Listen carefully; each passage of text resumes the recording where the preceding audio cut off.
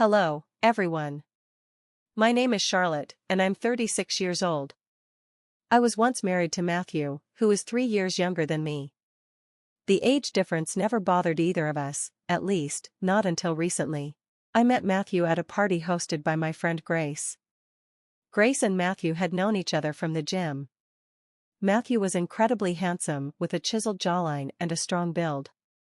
He had this natural charisma and was always in high spirits. At that time I was single, and Grace, eager to play matchmaker, took it upon herself to introduce me to every eligible bachelor at the party, including Matthew. "Hey, Matthew, meet Charlotte," Grace said with a grin. "She's not only smart but also quite the catch financially." I felt a flush of embarrassment but tried to downplay it. Grace continued, "Don't be shy, it's a compliment." I smiled awkwardly, grateful for the introduction but hoping Grace might have mentioned some of my other qualities. Grace quickly agreed, "Absolutely. She's not just beautiful, but incredibly intelligent, too. You two enjoy your evening, I'll mingle with the other guests." Once Grace wandered off, Matthew, with a curious look, asked, "Why did she call you a nerd?" I explained, "I'm a graphic designer working for a software company, so I'm always busy. That leaves little time for socializing, which is why my friends jokingly call me a nerd."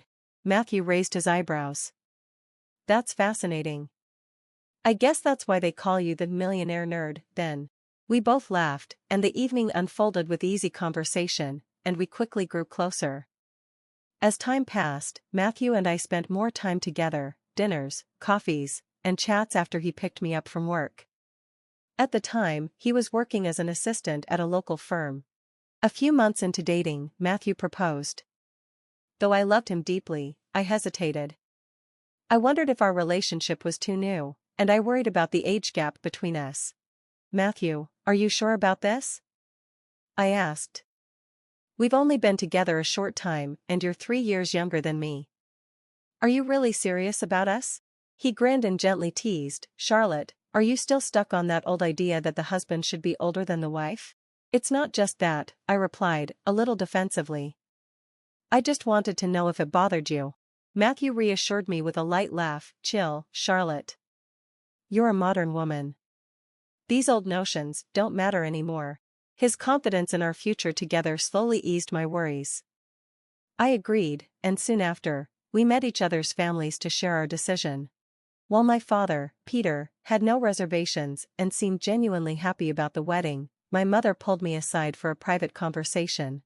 "Charlotte, honey, I hope you've talked about your finances with Matthew," she whispered, her face showing a trace of concern. "Yes, Mom, don't worry about that," I reassured her. She pressed on, "I just want to make sure that your career success, especially since you're doing so much better than Matthew, doesn't become an issue. You know, sometimes men can feel overshadowed by those things." "Mom, Matthew is really sweet and understanding," I explained. "He doesn't have those kinds of insecurities. He's even agreed to take on more household chores since my schedule is so hectic." "That's good to hear, dear. Just take care of yourself," she said, her tone softening. Despite her reassurance, her words lingered in my mind. I realized I'd never had a detailed conversation about finances with Matthew, nor had I asked him about his income. While my financial independence meant I wasn't overly concerned with his earnings, I recalled that Matthew had asked about my salary even before he proposed. The thought of it unsettled me for a moment, but I chose to push the worries aside, deciding to focus on the excitement of starting our married life together. After the wedding, we celebrated with a honeymoon in Hawaii, a generous wedding gift from my company. We truly embraced the joy of our time together, savoring the beginning of our new life. However, about a month later, Matthew came to me after dinner with a serious expression. "Honey, I'm sorry to ask this, but I need your help," he said, looking uneasy. "What's going on, Matthew? Is everything okay?" I asked, my concern growing. "Well, no. My parents are having some issues," he began. "They live in an apartment on the second floor, and without an elevator, it's becoming difficult for them as they get older." I understood the situation right away. "I see. Why not move them to a ground floor unit, or somewhere with an elevator?" I suggested. Matthew hesitated, then steered the conversation in another direction. Actually, Charlotte, I was thinking more along the lines of building a house for them, he admitted, surprising me with his proposal. I paused, taken aback. Okay, but I hope you realize how expensive it is to build a house, I replied, trying to grasp the scope of his idea. I tried to gauge Matthew's understanding of the financial commitment he was suggesting. Do you realize how much this will cost? I asked, hoping to get a sense of his plan. Yeah, I know, Matthew replied, though his tone lacked confidence. I pressed further. Do you have enough savings, or are you thinking about taking out a loan? Matthew hesitated for a moment before answering. Charlotte, I was actually hoping you could lend me the money to build the house, he said, his request catching me completely off guard. I was stunned, unsure of how to respond. Wait, what? But you know I've been saving to buy my own house someday, right? Yeah, but since you earn well, I thought it wouldn't be a problem for you, Matthew said, his voice taking on a more assertive tone. But Matthew, I'm not sure I can lend that much money, I replied, feeling the pressure mounting. Why not? He asked, his frustration starting to show. I was at a loss for words. I finally managed to say, okay, let me think about it. I'll let you know. I'll wait for your answer, he said, leaving the conversation hanging in the air. That night, I couldn't sleep. I spent hours turning the situation over in my mind. Lending my hard-earned savings to build a house for his parents felt risky.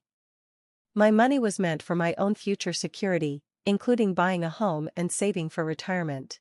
The next morning, as I was heading out for work, Matthew hugged me and said, I'll be waiting for your decision. Let's talk over the weekend. I know you're in a rush now. Conflicted and uneasy, I sought advice from a colleague. She suggested I make the financial arrangement official with a contract. Have Matthew sign an agreement to ensure he repays you, she advised. It's important to protect your interests. That sounded like a sensible approach, so that evening I told Matthew, I can lend you the money, but you'll need to sign a contract agreeing to repay me within 4 years. To my surprise, Matthew didn't hesitate. Okay, I'll sign it, he said. When I handed him the papers, though, his laughter at the mention of the legal implications made it clear he hadn't fully grasped the seriousness of the situation.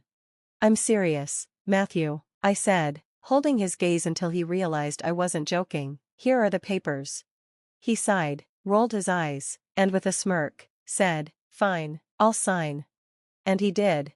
After I transferred the money and Matthew signed the contract, I thought the legal safeguards would ease my concerns, but despite those protections, I couldn't shake the feeling of unease. Matthew's salary wasn't substantial, and I doubted his ability to repay the loan. Then, his behavior began to shift in ways I couldn't ignore.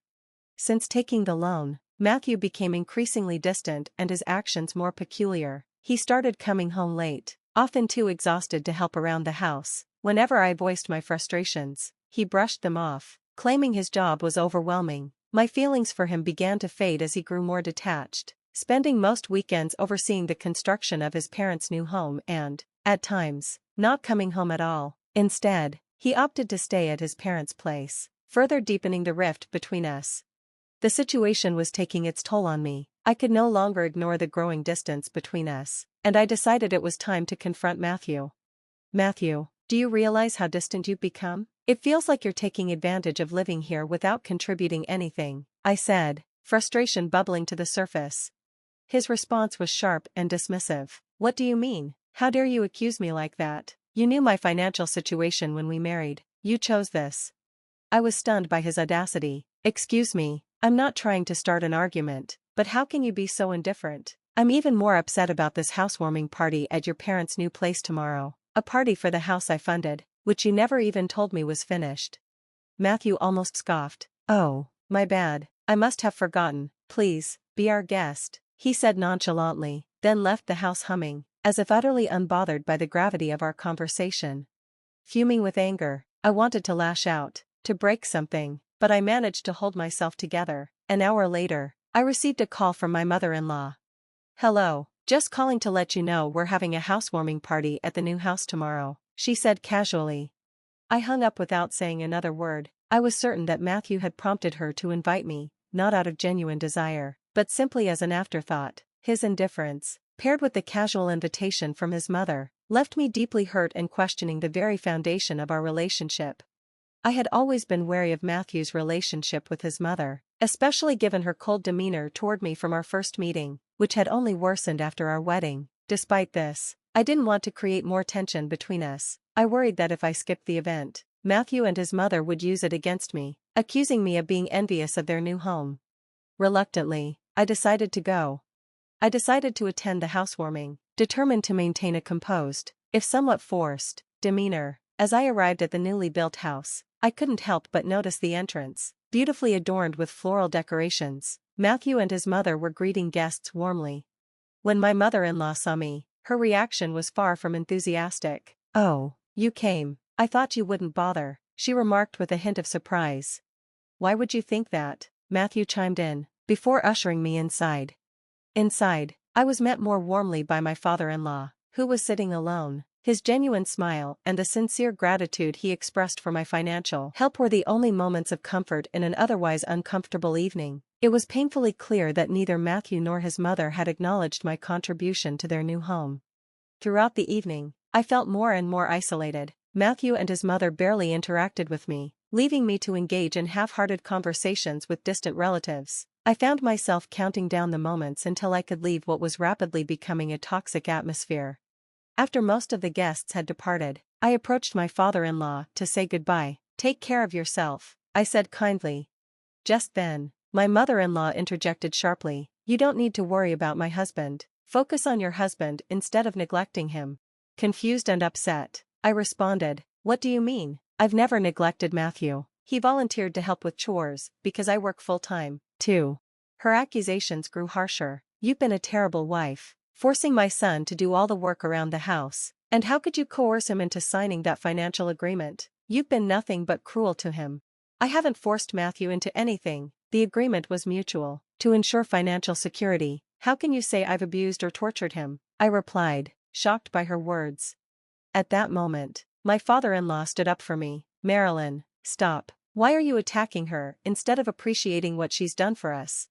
But Marilyn wasn't having it. "Just stay out of this and go inside," she snapped at him. The situation was excruciating, and it was clear that no amount of reasoning would change her view of me. As the evening went on, I became more disillusioned with both my relationship and the family dynamics I had found myself tangled in. I was completely taken aback by Marilyn's rude behavior toward Alan and, soon after, her cruel words toward me. "You should be grateful my son even married you. Who else would marry someone old and unattractive like you?" she sneered. Her words stung deep, and I lost my temper. "How can you speak to me like this?" I retorted, my voice rising with frustration. Matthew quickly intervened, scolding me. "Charlotte, watch your language. How dare you raise your voice at my mother? Didn't you hear how she just insulted me?" I replied, bewildered by his lack of support. Matthew dismissed me with a roll of his eyes. "I can't deal with your tantrums anymore," Matthew snapped. "Tantrums? Do you see how both you and your mother are treating me?" I exclaimed. "I can't stand to be around this negativity anymore. I don't want any part of it in my new dream home. Just get out." Matthew's response was cold and cutting. "What? Yes, I don't want to live with someone as despicable as you. You've been living off my income, and now you call me trash? You're pathetic. Charlotte, let's be clear, you married me because you thought you couldn't land someone as handsome as me, given your age and looks, even though I wasn't earning much. So, you have no right to complain about money now." A surge of anger and betrayal rushed through me. "I can't stay with someone so shallow. I want a divorce, and I want my money back," I yelled. Matthew laughed maliciously. "Sure, go ahead and get your divorce, but remember, you'll have to pay me if you want it." "What the hell? You should be the one to pay, since you want the divorce," I argued back. Matthew's demeanor turned sinister, a side of him I had never seen before. "You'll have to give back the money I lent you, or I'll sue you," I threatened. "Go ahead and find your stupid papers first." Mocking me, he retorted, "You're wasting your time." Feeling numb and utterly defeated, I left. They had insulted and degraded me beyond endurance. I went straight to the bank, where I had secured the papers in a locker, only to discover the document was missing. When I checked the bank log, I saw that Matthew had accessed the locker months ago. We had opened the joint account after our wedding, intending for both of us to contribute, but it turned out I was the only one putting money in. This revelation only deepened my shock and sense of betrayal. After the unsettling discovery, I checked my wardrobe, where I also kept a copy of the loan agreement, but it too was gone. It became painfully clear how deeply Matthew had manipulated our relationship from the start: his charm at Grace's party, his focus on my financial status, living comfortably off my earnings, and emotionally pressuring me to finance his parents' house. Every move had been calculated. His final act? Attempting to steal the agreement to prevent me from reclaiming my money. But I had anticipated his deceit. Sensing his eventual betrayal, I had taken the precaution of keeping the original documents at my parents' house, storing copies at the bank and in my wardrobe. Despite the emotional turmoil and the insults I endured, I was relieved I had trusted my instincts. I immediately called my mom and explained everything. She was furious. "You need to sue Matthew and his mother for everything they've done," she suggested. During our conversation, she confessed, "I've always had doubts about Matthew's intentions." "Did you know about his motives?" I asked. "No, not exactly," she replied, "but I sensed his eagerness wasn't genuine. He rushed into marriage so quickly." "You're right, Mom. I should have been more cautious. When you asked if we discussed our finances, I lied and said we had. I never really did, nor did I inquire about his earnings, because I wasn't concerned about his money. Take this as a lesson, dear. Don't trust someone so readily," she advised me with a heavy heart but clear mind. I hired a lawyer and prepared the divorce papers. I included an official notice demanding that Matthew repay the borrowed amount within 4 years. If he failed to comply, the court would be authorized to sell his property to reimburse me.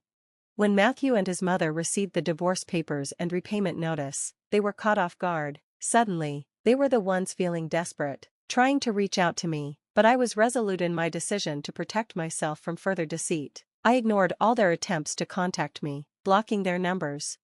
Matthew even tried to reach my parents, but they dismissed his calls. He left a voicemail on my office phone apologizing, professing his love, claiming he was misled by his mother's influence, and hoping for reconciliation. But Matthew's history of manipulating my emotions had taught me to be wary. I deleted the voicemail and ensured his number stayed blocked. Matthew's lawyer later sent a message, pleading for me to forgive at least 60% of the debt, citing Matthew's inability to meet the repayment terms due to his low salary. I dismissed the request outright. After everything, the deceit, the personal attacks, it was unthinkable to me that he would expect any leniency. 4 years dragged by. Matthew struggled to gather even half of the owed amount, resorting to taking out loans. Given his modest income, the bank's loan offerings were insufficient, and he was forced to sell the house he had once banished me from. Ultimately, he moved back into his parents' old apartment. Grace, a mutual friend, informed me that the local community had turned cold toward Matthew and his family after the truth emerged. Marilyn, his mother, resorted to working as a nanny, her behavior having alienated her from many. Matthew faced ostracization at work, which led him to resign and relocate to another city. Even Alan, Matthew's father, left Maryland and moved to the countryside to retire in peace. Amid these developments, my personal life took a positive turn. I began dating Wayne, a 37-year-old colleague. We had known each other for years but only connected romantically after an office party, a year following my divorce. This time, I approached the relationship with caution, taking the time to understand and appreciate our connection before making any serious commitments. Reflecting on everything, I felt no sympathy for Matthew or Marilyn. Their outcomes were just consequences of their actions. Meanwhile, I enjoyed the budding relationship with Wayne, cherishing our moments together and looking forward to what the future might hold.